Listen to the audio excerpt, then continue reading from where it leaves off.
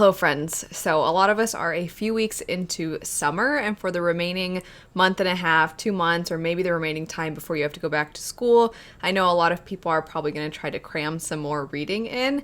And so I wanted to give a list of some recommendations that I think would be great to fit in this last chunk of summer. Summer is going to dictate different things for people that are mood readers. For some individuals, they're wanting to pick up something to do with heat or things being hot. For some of you, you have a lot of time in the summer, and it's the only time you have a lot of time, and so therefore you're looking to read some of the bigger, chunkier books on your TBR. And then for some people, you're going from one place to the next. Maybe you have kids, and so you're actually having less time over the summer and therefore want something quick to read or something that you can pick up for a vacation. So I have a variety of different books that fall into all of those different categories. The first one I'm going to mention is both very fast-paced and action-packed, as well as I would say having more of that hot setting, and that would be Rage of Dragons. This is a story that follows a young man named Tao, who is a part of a caste system, and specifically part of one of the lower and oppressed classes.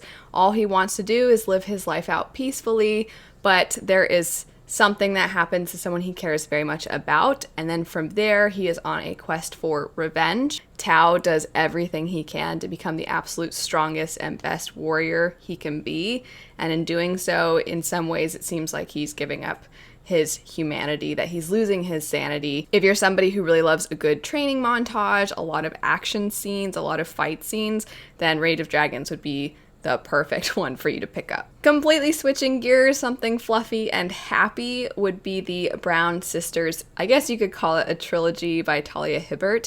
This is a romance series that follows a different sister of these three sisters in this family, and each of the books not only is following a different sister, but each of the individual sisters all have very realistic things that make them not what you would expect, I guess you could say, for your main characters. And the first one, Get a Life, Chloe Brown, we follow a woman, Chloe, who has chronic pain. And so she is trying to get through life, having to go through something that so many other people don't really understand, so many other people don't go through.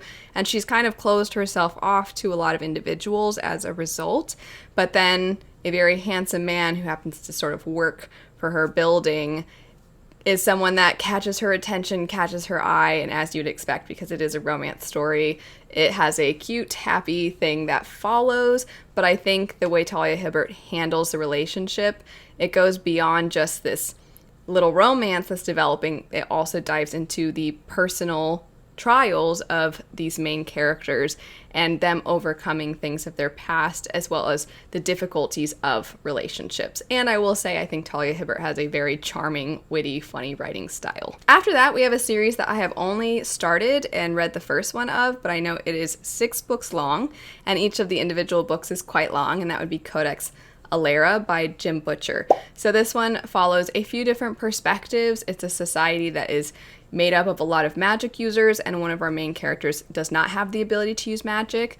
We follow another character who is very skilled with their magic, and they're doing everything they can to warn some of the other characters in the story about this incoming danger.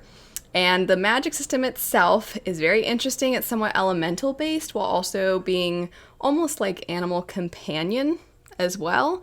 And that first book flies by, even though it is quite long. I would say I did not ever at any point feel like I was reading this super long fantasy story. It moves very quick, it's very action-packed, and it's kind of that very familiar fantasy feel where you have somebody who, there's this distinction that makes them very different, and they almost feel chosen one-like in their differences from everyone else. But then also you have this ragtag group of people that have to band together and try to do what they can to protect each other. From there, we have a young adult fantasy story, and that would be 6 Crimson Cranes.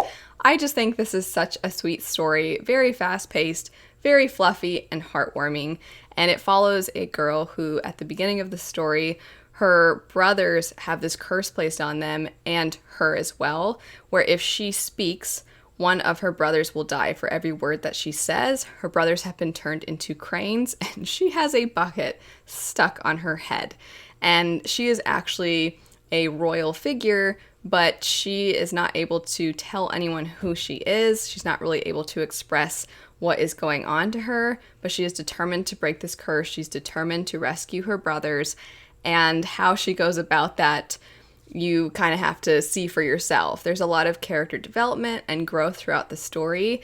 The main character, Shiori, is someone you just can't help but root for. She has so much personality, but obviously she is not able to use her voice throughout the story. And so how she chooses to articulate herself, I think, is something that's really lovely to see. And when she has her voice taken away, she's almost forced to sort of listen and reflect a lot more than she's used to. I also think this would be a great one if you have a kid to buddy read with them, and it's just so much fun. It's delightful. Back now to epic fantasy and one of my favorite books that I've picked up so far this year, and that would be Engines of Empire.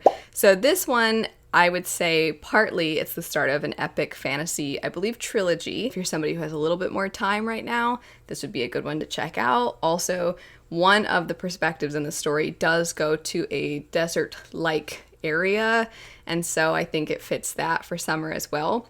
But regardless, this follows the Hawkspur Guild, which is made up of the matriarch, the mother, and her 3 adult children, all of whom eventually go their separate ways to various places, yet all of their perspectives are intertwined. And the Hawkspur Guild is responsible for advancements in technology in their society, and these advancements, while they incorporate magic, they are also in some ways making magic almost obsolete, which does cause slight bits of disruption to their society because there are former religions and cultures that very much value magic, but out with the old and in with the new is sort of the mindset of the Hawkspur Guild and a lot of the other guilds as well, because it is more profitable. But the cost of profit against other areas is something that is explored, I think, really well in the story. There is a 5th perspective I can't say too much about, but there's a lot of family drama throughout this story. And if you like family drama and you like multiple perspectives and you like a big epic fantasy story, then I think this one would definitely be one to check out. Next up, we have another new release, and that would be the Stardust Thief. This is a retelling of the 1001 Nights. It's also the first in a series, and this one has the desert landscape perfect for summer. You feel the heat, but on top of that, it has such a great sense of adventure. So you follow a few different perspectives that all the characters band together to essentially go on a quest and search for a magical artifact. We have a character who is known as the Midnight Merchant. She has a djinn bodyguard. We have somebody who is a prince who's always craved adventure, but he's kind of seen as cowardly because he doesn't actually know what an adventure entails.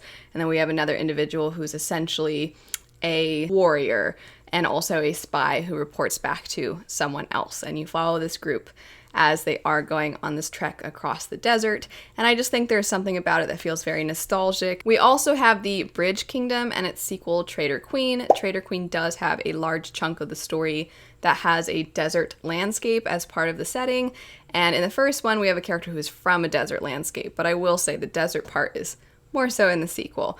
But within these first 2 books in the series, we follow 2 characters, Arin and Lara, and they are definitely enemies to lovers. Lara has been trained her whole life to gain knowledge from Arin and report that knowledge back to her father so that he can use it to conquer Arin's people. Arin definitely suspects that this is what is the plan, and so he is very on his guard when it comes to Lara. It's very much a fantasy romance as well as a political fantasy. I'd say it's a really good hybrid of both.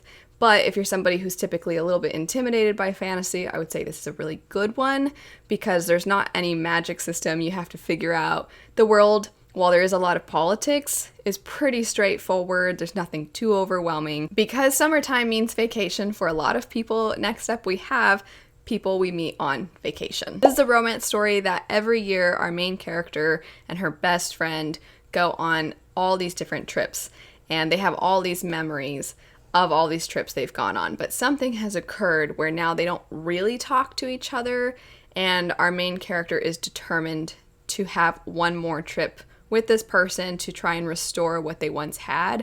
But you as the reader don't really know what caused this divide between them. So you get their past trips throughout the story as well as their present day trip, and you kind of sort of piece everything together throughout the book. But it's sort of the ways in which Emily Henry dives into the characters, why they are the way they are, why they have certain struggles in their lives. Do they want to commit to something? Do they want to live a life that's a little bit more adventurous, gives them a little bit more freedom? Just these things that I think a lot of people really struggle with, trying to determine what they want out of life. And I think, like I said, that the author does a really good job tackling that. I also think that the book is very cute. I like the dynamic between the characters. And then also, I definitely wanted to go travel while reading that book. Last on the list, we have Skyward. This is just, to me, the ultimate summer book recommendation. It's super fast-paced. It's super action-packed. It's a ton of fun. And it just feels like a great adventure. We follow a character named Spensa, who is living on a planet called Detritus. And Detritus has been consistently attacked from the sky by this alien force. And so most of society now lives underground, and their only way of fighting back is through an air force. And she is determined to become a fighter pilot, just like her father. However, her father famously abandoned during a very important battle. And so now Spensa has so many obstacles working against her, but she is very determined to do what she can. She also has these grand ideas of what being a fighter pilot are going to be, and the story definitely sort of hits you in the face with some of the stakes and the high intensity. But I would say if you need that pick-me-up fun, has high stakes, but also is just sort of a non-stop read, this one is definitely a great one. That's it for some books to try and pick up before the end of your summer. Hopefully at least one of these sparked your interest. I hope you enjoy the rest of your summer. Thanks so much for watching. I hope you have a lovely rest of your day, and I'll see you all later. Bye.